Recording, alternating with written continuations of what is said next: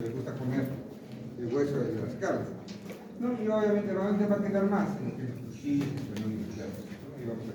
y también los huesos ilíacos. Es por eso que en los huesos ilíacos hacemos lo que nosotros conocemos como aspirar de médula ósea. ¿No? Justamente ahí se hace ¿para qué? Para poder obtener un poquito de muestra de médula ósea y poder analizar si tiene una alteración. Cualquier tipo de alteración hematológica siempre nos van a decir que hagamos una aspirada de médula ósea. Es que ya vemos que no es, digamos, una deficiencia vitamínica o es algo que se puede explicar, ¿no? Entonces, para ver exactamente los progenitores vamos a mirar en la médula ósea. ¿Con qué? Con una aspirada de médula ósea. Entonces, cualquier persona que está pasando en leucemia, linfomas, en anemias aplásicas, en púrpuras, que tenga problemas con las plaquetas o anemias medias raras, o trastornos en los leucocitos, ¿en qué va a terminar? En aspirada de médula ósea. No es una un diagnóstico ya más certero de lo que puede tener esa persona. Entonces, eso también lo dice en nuestro libro, ¿no? Cómo se van formando las diferentes líneas celulares de nuestra sangre, ¿no? Como por un lado los linfocitos, la linfoide, el amiloide, y al final vamos a tener una serie donde se va formando los eritrocitos, ¿no? Y obviamente cuando ya comenzamos a producir los eritrocitos, vamos a tener primero eritrocitos más incipientes que van a ser nucleados, y poco a poco van a ir perdiendo el núcleo, justamente para tener mayor cantidad de capacidad de tener mayor espacio para transportar lo que es hemoglobina y para hacer el transporte gaseoso, ¿no? Entonces, al final, el último que va a tener rezagos, de alguna otra forma, de núcleo patológico, justamente va a ser el reticulocito. Entonces, ¿cuánto más o menos tenemos de reticulocitos en el cuerpo? Más o menos tiene que ser menos del 1% de la sangre. Porque cuando nosotros vemos un recuento, hacemos un hemograma normal, casi ni siquiera nos informan de reticulocitos. Hay que mandar informar un número de reticulocitos en sangre. ¿Y cuándo se hará, por ejemplo, se pedirá el número de reticulocitos o dosar reticulocitos en sangre? Si los reticulocitos son, de alguna otra forma, una parte de la maduración de eritrocitos, los eritrocitos es prácticamente un eritrocito inmaduro, ¿no? Todavía está madurando.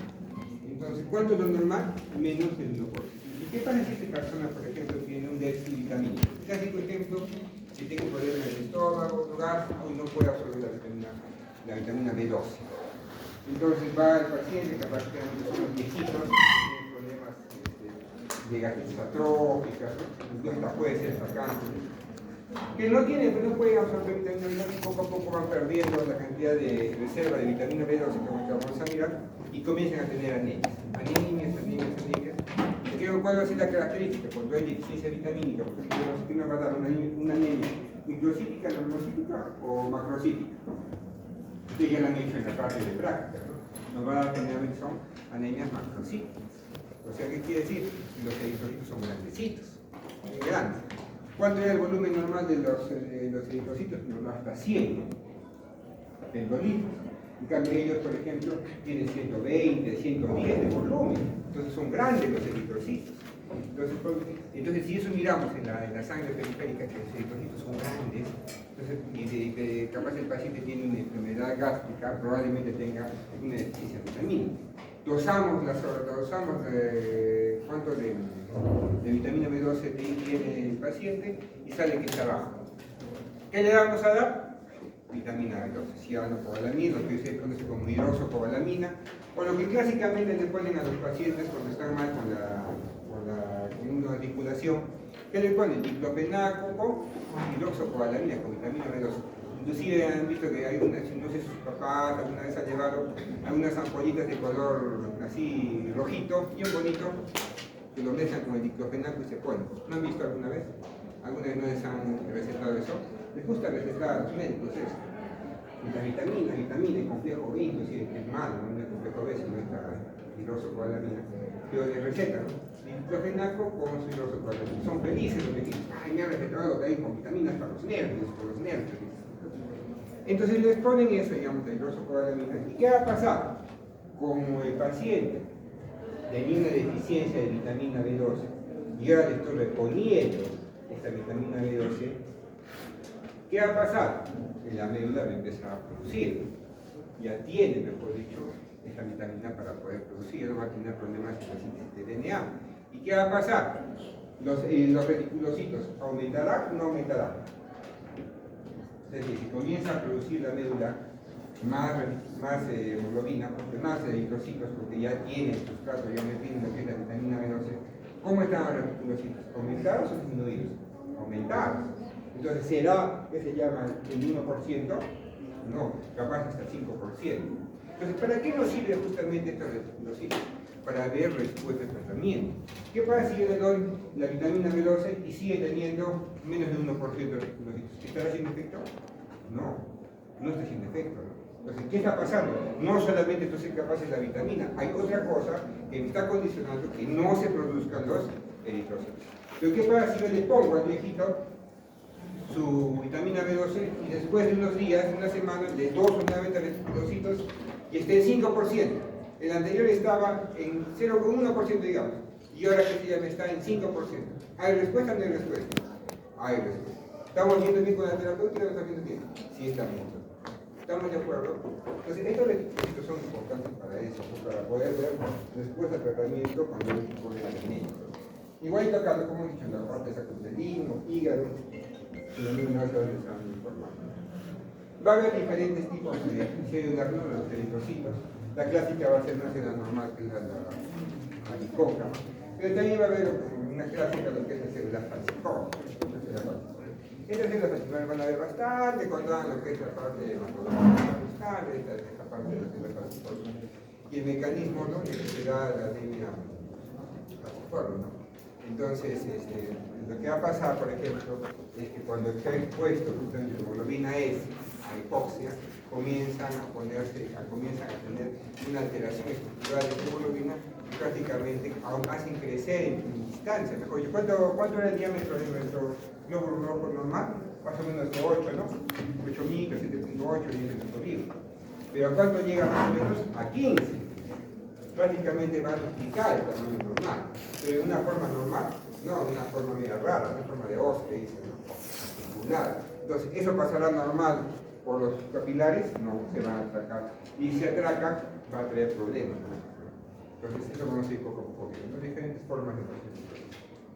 Y nosotros hemos visto una célula esférica en el laboratorio, en el semestre anterior, por ejemplo, un eritrocito redondito. ¿Se han visto o no se han visto? ¿Cuándo han visto, por ejemplo? Cuando ustedes le han echado una sustancia hipotónica a la parte de la sangre, han echado una gotita de sustancia hipotónica, por ejemplo, de WSO de 0.45, la misma de agua destilada, ¿no?, en los costados, antes de lisarse, antes de reventarse ese glóbulo rojo, ¿cómo va a estar? Redondito, inflado, y después, obviamente se va a reventar. Y lo contrario, ¿cuál sería? Cuando se volvía especular, ¿no? Y se volvía así como estrellita. Cuando se volvía estrellita y se crenaba, cuando usábamos sustancias hipertónicas y hipotónicas. Cuando se volvía así especulado, se crenaban nuestros hipertónicas. Hipertónica, no se olviden, ¿no? No se olviden, hipertónica. Y si usamos sustancia hipotónica, ¿cómo va a ser el glóbulo rojo? Pero se infla mejor. Previo, obviamente, para que esta es una solución muy importante. ¿Estamos de acuerdo? Ya vamos a ver.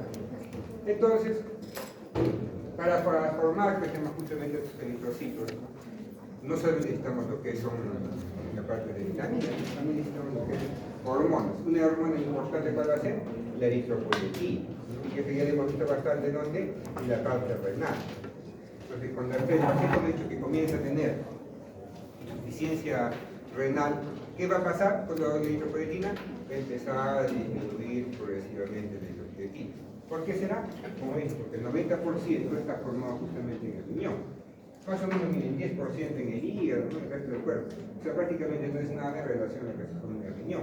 Entonces, si el riñón se comienza a deformar, se comienza a fibrosar por esta insuficiencia renal, poco a poco va a ir decreciendo la formación de la eritropoyetina. Y si no hay eritropoyetina, obviamente vamos a tener menos cantidad de formación de eritrocitos, ¿no? De vuelta acá vemos, ¿no? ¿Cuál va a ser el principal? El regulador principal de la producción de eritrocitos, ¿cuál va a ser? La oxigenación tisular. Si comenzamos a tener alteraciones en la oxigenación tisular, vamos a promover que haya más eritropoyetina, por ejemplo, y eso generará que haya mayor cantidad de comunicación. ¿Quién reduce, por ejemplo, la parte de la oxigenación tisular? El volumen sanguíneo bajo. Un paciente que tenga una hemorragia obviamente va a tener hipoperfusión. ¿Y cómo nosotros podemos ver una hipoperfusión en un tejido? Esto hemos visto en la anterior clase, en el capítulo 8. ¿Cómo vemos hipoperfusión en un tejido? ¿Con qué sustancia? Lactato.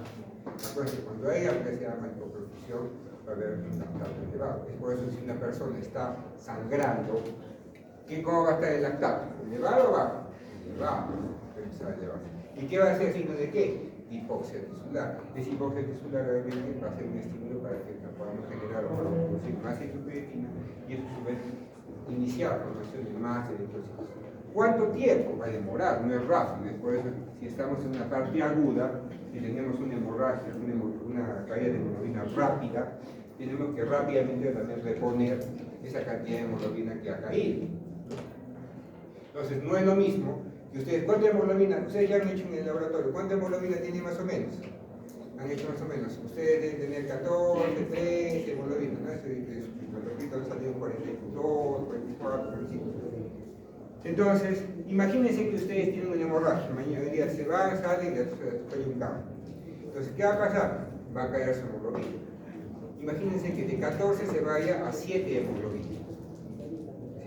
¿Cómo van a estar ustedes? Al borde de la muerte. Como es algo agudo, ustedes van a estar casi al borde de la muerte, están en un shock hemorrágico, fatal. Pero no va a ser lo mismo esa cantidad de hemoglobina en un paciente que crónicamente va perdiendo. Por ejemplo, un clásico ejemplo son las personas que tienen hemorroides.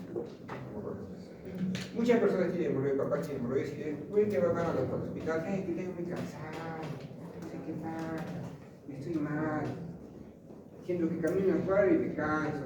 Y me han dicho que estoy un poquito pálido, están aquí con papel. Le saca la hemoglobina, ¿y cuánto tiene? 5, 6 de hemoglobina. Pero ¿qué tiene ustedes? Que siempre que va al baño con un poquito de sangre, un poquito de sangre. Pérdidas crónicas. ¿Desde cuándo estaba perdiendo sangre así? Hace 5 meses, 6 meses que empezó a hacer. Pero como un poquito, no pasa nada. Ese poquito que va a perder en el transcurso del tiempo, ¿qué va a hacer? Que la hemoglobina que está en 14, 13, 12, 11, 10, 9, 8, y poco a poco va bajando. Pero acuérdense que cuando hemos hecho los mecanismos homeostáticos, ¿cómo son? Son adaptables, ¿no? Se van adaptando, entonces el cuerpo obviamente se va adaptando a esa nueva normalidad. Entonces, ¿qué quiere decir? Que va adaptándose el cuerpo a tener 7, a tener 8, a tener 9, pero va a llegar un punto donde ya no puede ya compensar, y es donde se comienza a cansar, y es cuando va a la parte de la consulta. Entonces, en este paciente, ¿será inmediatamente, así urgentemente ponerle sangre? No. ¿Por qué? Porque ha esperado 5 meses a que baje esa hemoglobina y el cuerpo obviamente está acostumbrado a esta cantidad de hemoglobina. Habrá que poder decir cierto, pero no con una rapidez de una persona que digamos que bruscamente, en 1 hora, se ha ido de 14 a 7 hemoglobina. Ese paciente se está muriendo y todo el paciente está tranquilo, está mal, ¿no? Está con fatiga, con todos los signos de una anemia crónica, pero está tranquilo, está estable, porque su cuerpo ha ido poco a poco. ¿Estamos de acuerdo? ¿Qué más? Como he dicho, la anemia, hemoglobina baja, enfermedades pulmonares, toda esa parte va a generar, obviamente, que haya mayor aumento de lo que es la eritropoyetina.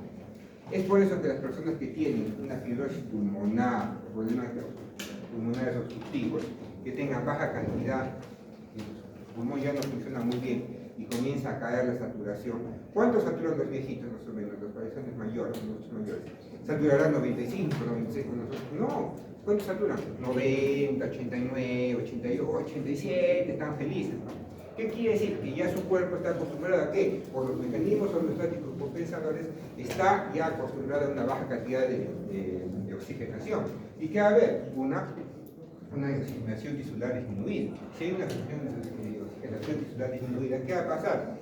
Vamos a estimular, obviamente, mayor producción de eritropoyetina. Y ustedes le toman la hemoglobina a esos pacientes, ¿cómo están? Están en 16, 17, 18 de hemoglobina. ¿Por qué? Justamente como compensación. Tengo más hemoglobina justamente para que tengamos más sitios donde podamos cortar la mayor cantidad de oxígeno posible y llevemos la mayor cantidad de oxígeno posible al cuerpo, ¿no? ¿Dónde sucede eso también? En los pacientes que viven en las alturas, ¿no? En zonas digamos, de Puno, de Cusco, de Pasto o Huaraz, ¿no? ¿Qué va a pasar ahí? ¿Cómo está su hemoglobina? Está alta. Está en 16, 17, 18, 19, está en hemoglobina. Inclusive acá nomás, no hablando mucho, en Juliaca, muchas personas sufren de policitemia. Entonces, si no tienen algún familiar por ahí, tienen policitemia, su hemoglobina está en 22, 21. ¿Y por qué? Porque de una otra manera es reactivo a la baja cantidad de oxígeno, baja presión de oxígeno que hay en esa región. Obviamente va a generar mayor hipertensión y mayor cantidad de formación de eritrocitos. Eso será bueno o será malo. Es bueno hasta que pueda compensar, pero malo ¿por qué? Porque más eritrocitos lo que va a generar es más viscosidad. Más viscosidad va a generar más posibilidad de que nos haga un trombo y triste la vida, que puede morir el paciente. Entonces, de ahí estamos claritos, ¿no? Todo lo que es agudo es rápido y tiene que ser compensado. Todo lo que es crónico, progresivamente puede ser compensado. Es igual si hablamos de lo que es la oxigenación, aparte de todo lo que es oxigenación. Es terrible eso, ¿verdad? Porque a veces los viejitos les ponen oxígeno en el hospital, full oxígeno, full.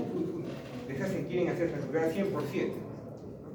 Entonces, entre más cantidad de oxígeno le ponen al paciente, y los mecanismos de la respiración, mecanismos, digamos, de iniciar la respiración y control de la respiración, pero por una parte va a ser lo que son la cantidad de oxígeno y por otra parte va a ser la cantidad de CO2 que tiene el paciente en el cuerpo.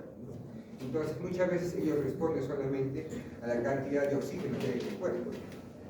Entonces, si él tiene full cantidad de oxígeno, ¿qué va a pasar? ¿Van a respirar o no van a respirar? ¿Para qué va a respirar, precioso? Si él tiene full cantidad de oxígeno, ¿para qué respiro? No respiro. Entonces, ¿qué va a pasar indirectamente? ¿Qué va a hacer? No va a poder eliminar CO2. Y si no elimino CO2, ¿qué va a pasar? Más retención de CO2. Y cuando hay más retención de CO2, ¿qué hemos dicho que va a hacer? Narcosis por CO2, ¿sí o no? Se va poco a poco, se va a poner más de sueño. Y poco a poco, ¿qué va a pasar? 100% saturando, excelente, perfecto. Pero ¿cuánto es CO2? 50, 60, 70, 80 y muerte, ¿sí o no? Y se queda en muerte. Y es lo que pasa muchas veces en los hospitales. Les llega mucha cantidad de oxígeno y al final, ¿qué tenemos? Pacientes que tienen con una buena saturación, pero ¿cuánta cantidad de CO2? Elevada. ¿Por qué? Porque el estímulo, ¿cuál era? Simplemente la cantidad de oxígeno en sangre. Como ya tiene 100%, ¿qué va a respirar? Pues ya no respira. Simplemente así puede fallecer su paciente. Es por eso que, ¿qué se dice? ¿Cuál es la oxigenación objetivo? Que sea de 88 a 91, 92 máximo de saturación. Entonces, ¿qué hace la familia? No, tengo oxígeno. Hay que abrirle más el oxígeno. Satura el 97, yo saturo el 97 y mi papá satura el 97. ¿Y qué estamos generando? Un daño. ¿Cuándo lo vamos a mirar eso? Cuando hagamos la parte de respiratorio, o sea, la próxima. Entonces, si seguimos hablando de la parte de lo que es las vitaminas, dos vitaminas importantes, ¿no? Lo que es la vitamina B12 y lo que es el ácido fólico. La vitamina B12 lo vamos a tener como la hidroxocobalamina, una ampollita, que es el color así, rojo carmesí, creo que es el cosito bien bonito. Y el ácido fólico, bastante utilizado también en la parte de lo que es, por ejemplo, para las gestantes, el ácido fólico, ¿no? Justamente como para que no haya, para evitar problemas de tipo neural. Y también obviamente va a ser prioritario para lo que es la formación de los eritrocitos. Como dicen, son necesarias para lo que es la formación del DNA. Cualquier alteración en esta parte nos va a generar fallas en la maduración. Y esas fallas en la maduración nos va a generar que al final los eritrocitos sean grandes, feos y débiles. Y como son grandes, feos y débiles, lo que se puede romper y pueden llevar rápidamente a lo que son anemias. ¿Y qué va a producir más que todo eso en los pacientes mayores generalmente? ¿No? Que tienen una alteración, por ejemplo, en la parte gastrointestinal. Como dice esta anemia perniciosa, cuando hay esta deficiencia, ¿no? Como dice, no absorción de vitamina B12. Se dice acá, requerimos de unos 3 microgramos, ¿no? Para poder que el paciente pueda tener su metabolismo normal. Pero poco a poco, si es que no hay una absorción justamente asociada a lo que es el factor intrínseco, este factor intrínseco va a ser secretado por las células parietales en nuestro estómago se va a unir con la vitamina B12 y va a generar que se absorba esta vitamina. Pero si no se da este factor intrínseco, no hay esta secreción de este factor intrínseco, no se va a absorber. Y si no se absorbe, no vamos a tener vitamina B12. Bueno, muy aparte también esta vitamina B12 está en gran cantidad, ¿en dónde? En los alimentos, en lo que son las carnes. Entonces ahí viene el problema con las personas que son veganas, las personas que son vegetarianas estrictas. ¿Por qué? Porque muchas veces no tienen esta vitamina B12. Son estrictas, es decir, no comen para nada, tienen que tener de alguna manera también suplementos vitamínicos para que puedan dar vitamina B12. ¿No? Si no, pueden tener también lo que es unidad perniciosa, unidad megaloblástica. Acuérdense que por definición somos omnívoros, ¿no? Necesitamos también la carne para poder vivir. Dice acá 3 a 4 años para que aparezca la enfermedad. ¿Qué quiere decir? De alguna otra forma, nuestra cantidad que necesitamos nosotros para poder, que se utiliza para la formación de linfocitos es muy poquito, es muy poquito. Entonces, si yo tengo una anemia recién comienzo a no producir factor intrínseco, como tengo un factor de depósito en nuestro cuerpo, poco a poco voy a utilizar todo el depósito. Entonces, ¿cuándo se va a acabar todo el depósito que tengo yo en mi cuerpo? Más o menos de 3 a 4 años. Después de 3 a 4 años, recién aparece la enfermedad. Entonces, ¿cuál sería su buen estado? Si ustedes están pensando en una anemia megaloblástica, una anemia perniciosa, por ejemplo, ¿qué sería? ¿Cómo tendríamos que encontrar los eritrocitos? Grandes, ¿no? Macrocíticos, la anemia macrocítica. ¿Y cuál sería la idea de hacer? Ponerle vitamina B12, le pongo inyectarle vitamina B12, digamos, cada 24 horas por una semana. ¿Y qué tendría que encontrar? Que a la semana, a las 2 semanas, ¿cómo están los reticulocitos? ¿Elevados o bajitos? Elevados. Y si ya comienza a elevarse los reticulocitos, ¿hay respuesta o no hay respuesta? ¿Estoy feliz o estoy feliz? Pero digamos que este paciente, por ejemplo, vaya y tenga 6 de hemoglobina. 6 de hemoglobina. ¿Le doy solamente la vitamina B12? No. Aparte de la vitamina B12 que le voy a dar, si es cierto que es suplemento vitamínico, ¿qué más le tengo que hacer? Una transfusión de sangre. ¿A partir de cuándo se utiliza la transfusión de sangre? Lo que es la hemoglobina, ¿a partir de qué valor? De 100. Chocamos con 7 de hemoglobina y ¿qué tenemos que hacer? Transfusión de sangre. Independientemente de alguna crónica, debemos hacer transfusión sanguínea. ¿Estamos de acuerdo? ¿Se van a olvidar? Entonces, si yo en el examen les pregunto, un paciente con 5 de hemoglobina, ¿no? ¿Cuál sería la primera opción a dar? No van a darle vitamina B12, ¿no? La primera opción, ¿cuál debería ser? Soporte transfusional. Porque primero, con 5 de hemoglobina, ¿podrá ir esa persona? No puede. Lo primero que tengo que hacer es soporte transfusional. Y después, ¿qué le voy a dar? Todos los días vitamina B12. ¿Estamos de acuerdo? Y poco a poco voy viendo cómo va evolucionando y cómo voy aumentando la hemoglobina. Puede ser que no va a ser de la noche a la mañana el aumento de la hemoglobina. Después pasamos de la parte, dándonos a la hemoglobina, a lo que es la hemoglobina. Ustedes ya han visto la parte de la hemoglobina. ¿Cuál es la hemoglobina que tenemos actualmente nosotros? La hemoglobina tipo A, la hemoglobina A, que como hemos dicho va a tener cadenas 2 alfa y 2 beta, más o menos va a ser más del 90%. Hay va a haber otros tipos de hemoglobina, sí. Ahí tenemos, por ejemplo, la hemoglobina fetal. Ustedes están haciendo biología, ¿no? ¿Quién ha hablado sobre la hemoglobina fetal? Pues va a tener unas características especiales con la hemoglobina fetal para poder tener más afinidad al oxígeno y poder también tener para soportar la hipoxia. Hay la supresión molecular. Y lo importante de todo eso es que tenemos en la estructura molecular que tenemos. Entonces, el hierro va a ser fundamental en estructurar justamente nuestra hemoglobina. Entonces, cualquier alteración en el hierro nos va a llevar a que no tengamos una buena calidad de lo que es la hemoglobina. ¿Y para qué va a servir justamente la hemoglobina? Justamente va a servir para poder transportar nuestro oxígeno. Entonces, como hemos visto acá, hay cualquier cantidad de tipos de hemoglobina. La clásica, ¿cuál es la hemoglobina A? 2 cadenas alfa y 2 cadenas. Como vemos ahí en esta tablita, que es esta tablita, sale el 97% de adultos que tienen, o sea, gran cantidad. Las demás obviamente van a venir en menos cantidad. ¿Cuál hay que tener cuidado? Por ejemplo, la hemoglobina S, ¿no? Siempre pregunto de la hemoglobina S, ¿por qué? Porque está asociada a la anemia celular falciforme, ¿no? Al problema de la que hay una alteración genética que va a hacer que se llama que el ácido glútico se vaya por la valina, y lo que va a generar es que se aumenta esta hemoglobina S, que al final vamos a tener problemas cuando haya hipoxia, ¿no? digamos, avanzando, esta mutación que estamos viendo. Y al final, interesante eso que le ha puesto, me estaba revisando en internet, y es de una academia, ¿no? Que pone que se llama interesante, ¿no? Lo que nos habla, ¿no? Esto no es ahorita para nosotros, no es como un review, ¿no? Porque ustedes están en la parte de psicología. Es cuando ya hagan la parte de lo que es la hematología, ¿no? Y van a preguntar sí o sí toda esta parte. Pero más o menos para poder ir viendo, ¿no? Cuando esa es la parte de lo que es la anemia falciforme, va a ser más que todo asociado a lo que es la hemoglobina S. ¿Y quién más está la hemoglobina S? ¿Con quién está más asociado? Con personas, ¿no? De raza negra, y obviamente todo aquello que lleve a menos cantidad de oxígeno en nuestra sangre, porque mejor dicho, hipoxia tisular, todo lo que habla de hipoxia tisular, ¿qué quiere decir? Deshidratación.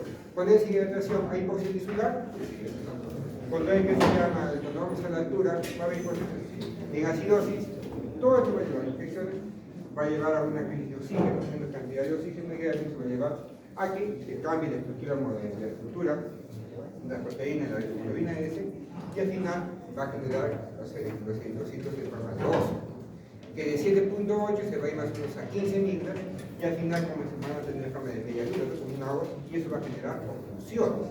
Esas oclusiones que tiene esta persona al final va a llevar a microtrombosis en todas las diferentes partes del cuerpo, y esa microtrombosis lo que va a generar al final es que haya dolor.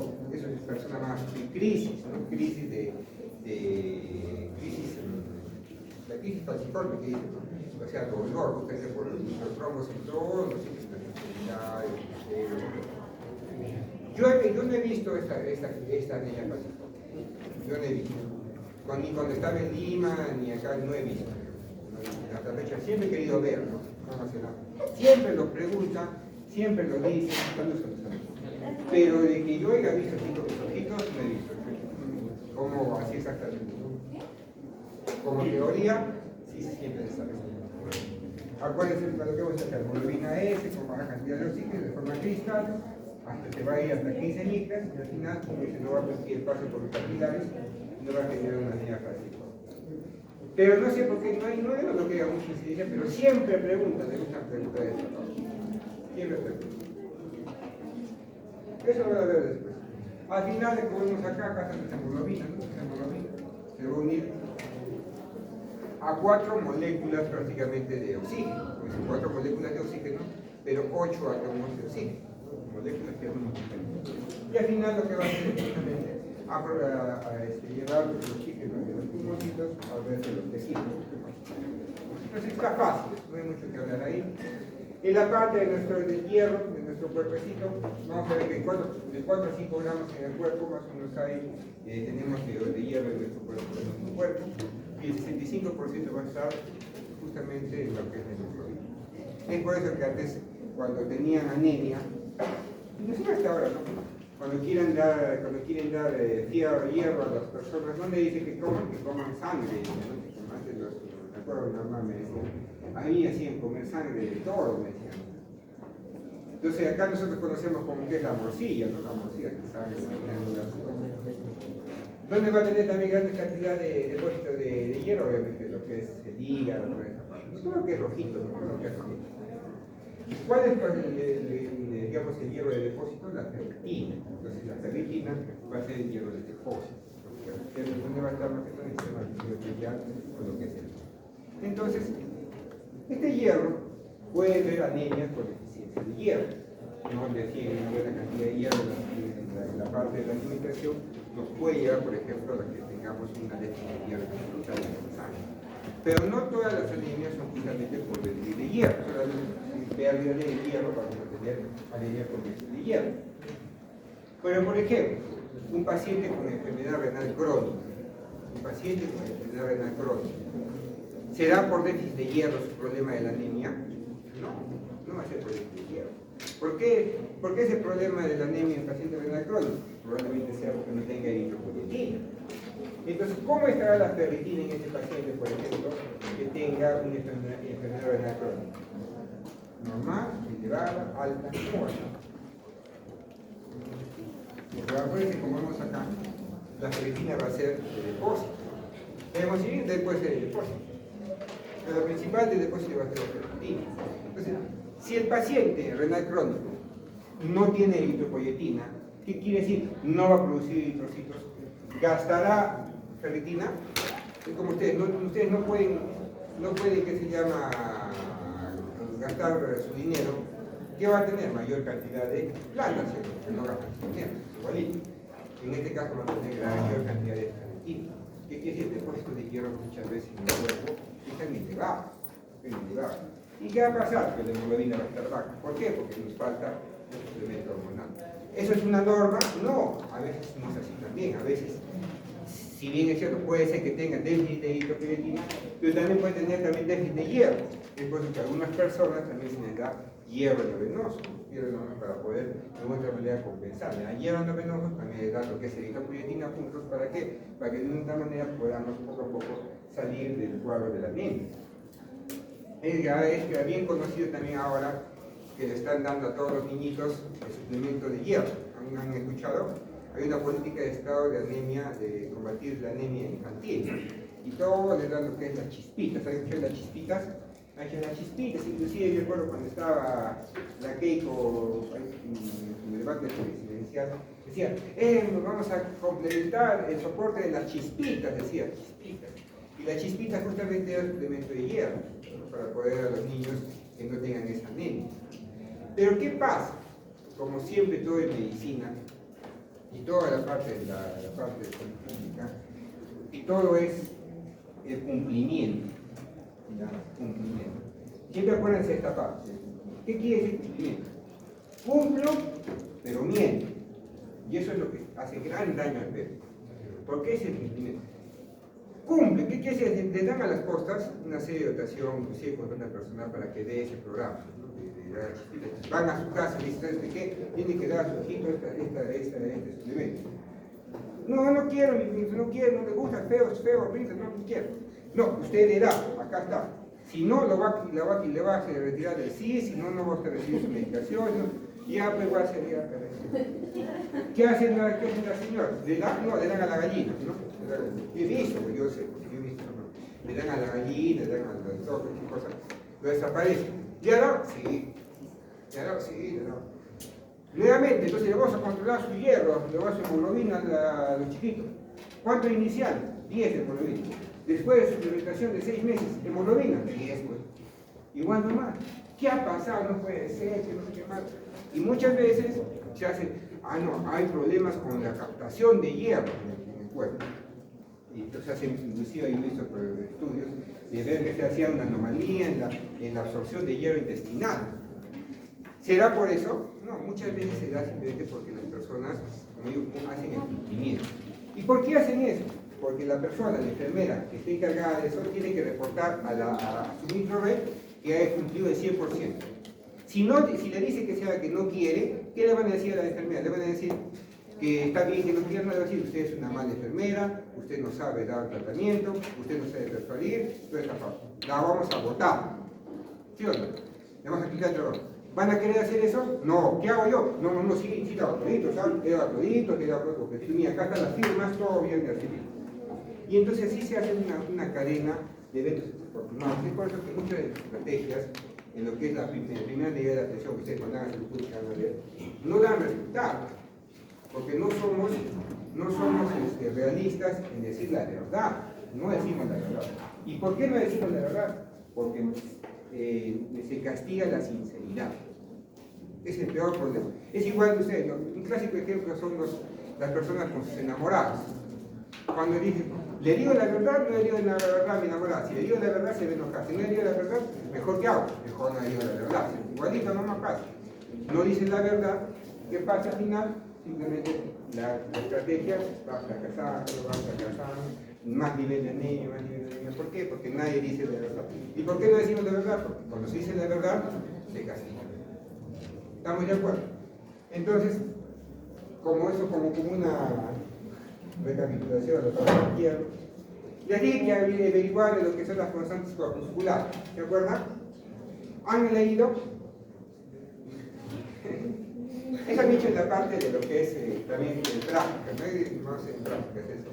Lo que es, ¿cuáles son las constantes corpusculares más importantes? El volumen corpuscular medio, de hemoglobina corpuscular media y la concentración de hemoglobina corpuscular media. ¿Para qué nos sirven estos conceptos corpusculares? Justamente para poder, de una u otra manera, clasificar a nuestras anemias. Lo que es la concentración de hemoglobina corpuscular media o de hemoglobina corpuscular media, en otros casos también lo utilizan, ¿para qué va a ser? Nos va a hablar de cromías. Y si hablamos de cromías, ¿qué quiere decir? Nos va a decir cuán pintadito o despintadito este es nuestro eritrocito. Si está bien pintadito, quiere decir que hay alta cantidad de hemoglobina. Si está despintadito, que no hay una cantidad de buena de hemoglobina. Y lo que es el volumen corpuscular medio, que nos va a hablar justamente del volumen de nuestro eritrocito. Si está grandote o está chiquitito, de acuerdo a cada tipo de anemia que queramos investigar. Entonces, por ejemplo, yo en prácticas, yo les llevo varias horas de varios pacientes. ¿Para qué? Porque estos constantes corpusculares, si bien es cierto, en prácticas lo podemos calcular, ¿no?, con la cantidad de conteo de eritrocitos, ¿no? Cuántos millones, toda esa parte se puede calcular. Pero lo cierto es que todo esto ya nos da la máquina, ¿no? Ustedes nos ponen a la máquina y tanto que nos brinda la máquina, y bueno, la conclusión todo esto nos da, todo esto nos da. Lo que tenemos que hacer, interpretar. Por ejemplo, ¿qué nos dice nuestro libro? Cuando el paciente tiene una anemia, por ejemplo, por pérdida crónica de hierro, por ejemplo, una persona que tenga un trastorno, por ejemplo, una hipermenorrea, ¿no?, las chicas que tienen, digamos, la calidad, digamos, menstrual, pacientes que tengan la parte de lo que es hemorroides, ¿no? ¿Cómo va a ser su anemia? ¿Y de qué tipo va a ser? El volumen corpuscular medio, ¿cómo va a estar? Chiquitito, microcítico. ¿Cómo va a ser la hemoglobina corpuscular media de la concentración de hemoglobina? ¿Cómo va a estar el eritrocito? Pálido. ¿Cómo va a ser? Hipocrómica. Microcítica, hipocrómica. ¿Estamos de acuerdo? Tienen menos cantidad de hemoglobina y los eritrocitos se van a hacer chiquititos. Si es un paciente, por ejemplo, que ahorita ha empezado un sangrado, ahorita le han cortado yugular porque esta paciente está, antes se acá robado, bueno.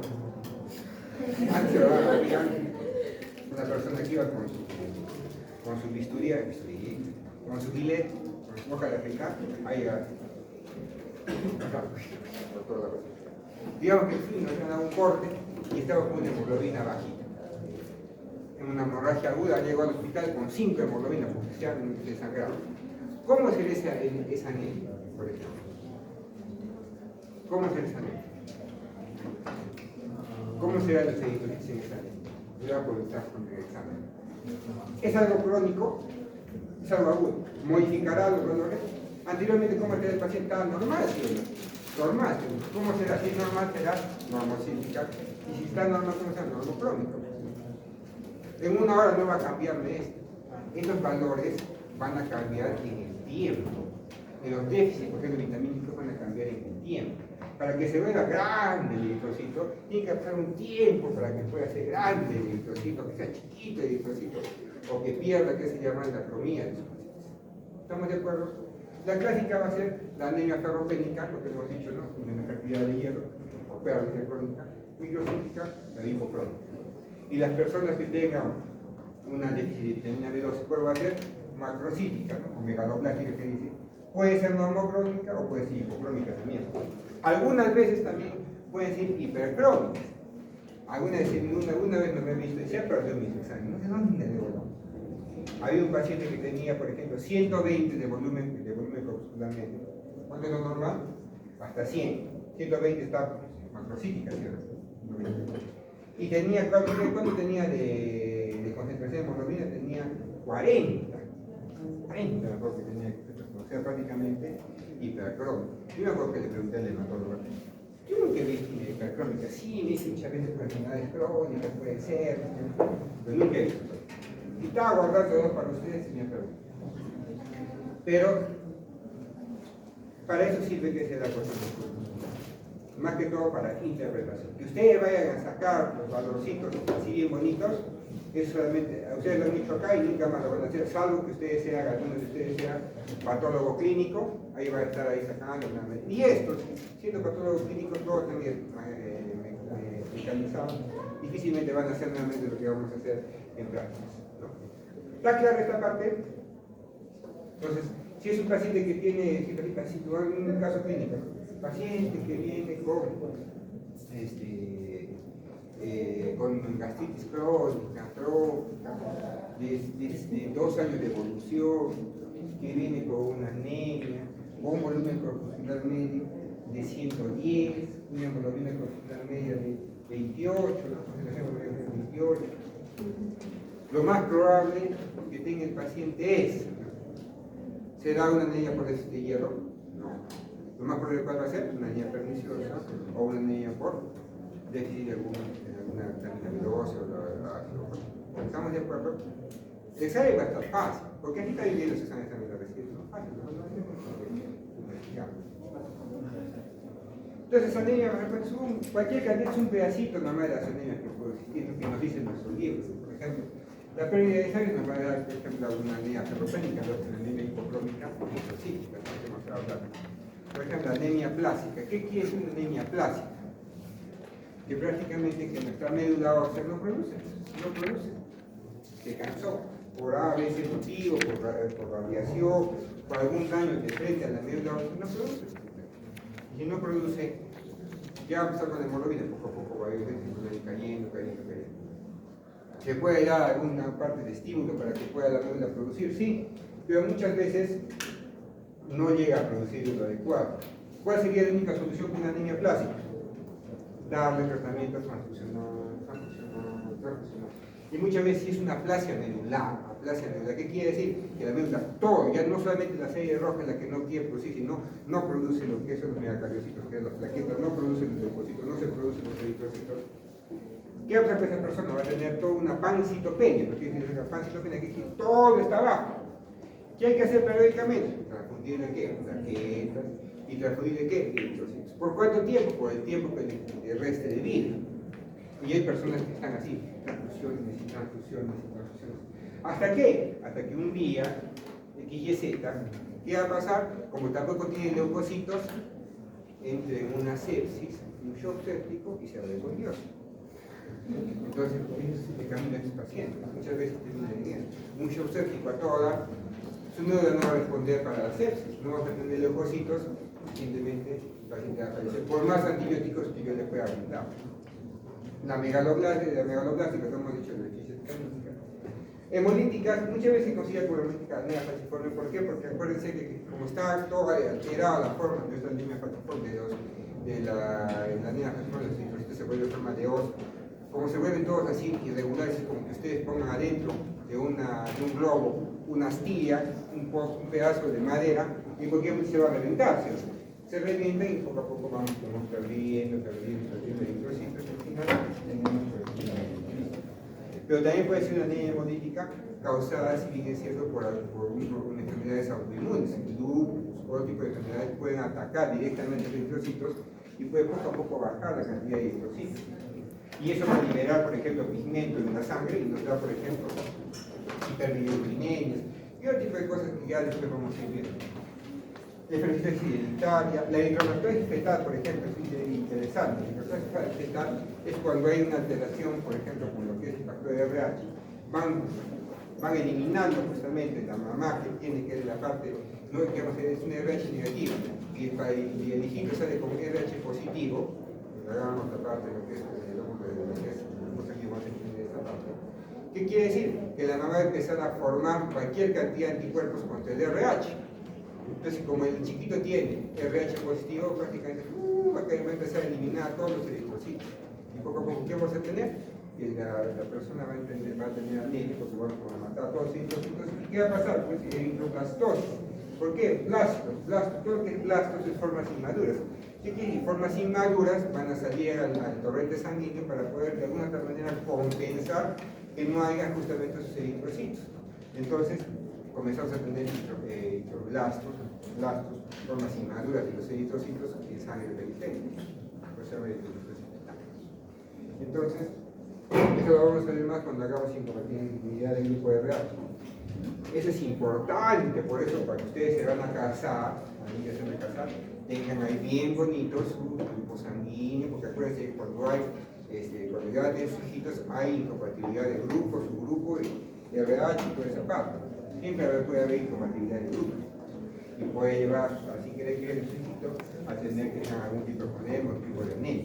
Que puede ser compensado así, muchas veces solamente con una vacuna se les puede, digamos, que no sea sensible, la mamá justamente a la RH, pero hay muchas personas que ni siquiera se embarazan y nunca van a sus controles y eso pasa al final. Al final no se puede hacer nada. Vamos a avanzar. Las policitemias, que mucho cuando hay gran cantidad de eritrocitos en nuestra sangrecita, puede ser una policitemia secundaria fisiológica. Puede ser una policitemia secundaria fisiológica, por ejemplo, una persona que esté en Puno, por ejemplo, ¿no? En Cusco, allá en Cusco, ¿no? Digamos en Caraballo, por ahí, cuando ustedes van a estar en su serum, cuando llegan a 10 puntos, así haciéndose, ahí bien lejos, ahí van a estar que sometidos a menos cantidad de presión de oxígeno y al final van a tener aumento de hemoglobina. Y después se va a hacer su especialidad a Lima, esa su especialidad, digamos, están al nivel del mar, acá tienen 14, se van a Caraballo, tienen que tener ahí 18, 19, se van a Lima, nuevamente regresan a 13, 14. Y nuevamente dicen, vamos a visitar mi pueblo, estaban felices, nuevamente Caraballo, se van allá, y llegan un solo hecho total. ¿Por qué? Porque acuérdense que ya se desacostumbraron. Estaban ya acostumbraditos, hemos ido a la capital, a hacer a nivel del mar, y va, pero yo no me ha pasado esto, pues, yo he estado acá cuánto tiempo, acá estoy a subir ese cerro como si nada, ahora no puedo dar ni un paso. Acuérdense que todo lo que es fisiológico se va desadaptando, es vital, poco a poco se va a ir adaptando. Entonces, esa es la posición secundaria que vamos a tener con el grupo. Y la presión vena, como vemos ya, que es otra, ¿no? Es una alteración ya genética, que justamente, como dice, va a tener una proliferación anormal de eritrocitos. Y al final, cuando hay una alteración, cuando hay una elevación de eritrocitos en nuestro cuerpo, lo que va a llevar es aumentar la viscosidad. Este aumento de viscosidad nos lleva a que haya mayor cantidad de trombos, la cantidad de trombos y lo que puede llevar al final es que puede haber lesiones distales. Muy aparte de eso, puede ser aumenta el volumen hasta 10 veces lo normal. Es decir, mayor cantidad de eritrocitos, mayor cantidad de sangre, y eso nos puede llevar inclusive a una insuficiencia cardíaca, por todo lo que puede el corazón va a sufrir para poder transportar toda esa cantidad de sangre extra que tiene el paciente. ¿Estamos de acuerdo hasta ahí? Entonces, ¿qué más tiene? Allá. ¿Qué más? Entonces, tanto las anemias como las policitemias, porque ¿qué quiere decir? Cuando hay para arriba, se va mejor para arriba de hemoglobina, para abajo de hemoglobina, van a tener problemas en nuestros cuerpecitos. En la anemia, por ejemplo, ¿qué nos habla su libro? Nos habla que hay disminución de la viscosidad. Como si no hubiera la viscosidad, por ejemplo, la sangre se vuelve más fluida. Y eso se mira clarito. Yo creo que otra vez estaba sacando un AGA con una persona que tuvo un accidente de tránsito, le saco y salía como así, pero ustedes han visto ¿qué se llama? Ni siquiera la gelatina, como la gelatina puede ser, como la gelatina, así salía la sangre. Sacamos la hemoglobina, ¿cuánto de hemoglobina tenía? 3 de hemoglobina, 3 de hemoglobina. Se murió, ¿no? No sobrevivió. Me acuerdo que tenía un estallamiento de vaso. El vaso ya falleció. Pero en este caso, por ejemplo, cuando hemos dicho que ya comienza a caer la cantidad de hemoglobina, ¿qué va a hacer nuestro corazón para poder tratar de compensar? Va a aumentar la cantidad de frecuencia cardíaca. ¿Para qué? Para de alguna manera compensar eso y aumentar el gasto cardíaco, para poder que de alguna manera compensar el déficit de eritrocitos que hay en el cuerpo. ¿A costa de qué? ¿A costa de mayor volumen sistólico? No. ¿Va a ser a costa de qué? De frecuencia cardíaca. Es por eso los pacientes que tienen una anemia, más que aún, que tienen una anemia aguda, ¿cómo va a estar su frecuencia cardíaca? ¿Elevada o baja? Alta, no va a estar elevada la cantidad de la frecuencia cardíaca. ¿Para qué? Para de una manera compensar ese déficit de sangre que puede tener la persona, ¿no? Y en la policitemias, como he dicho, va a haber viscosidad. ¿Qué quiere decir viscosidad? Que va a ir lento la sangre.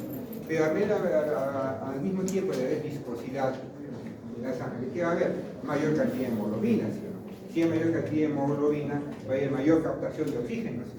Y si hay mayor cantidad de oxígeno, de otra manera, va a dar también más cantidad de oxígeno en los tejidos.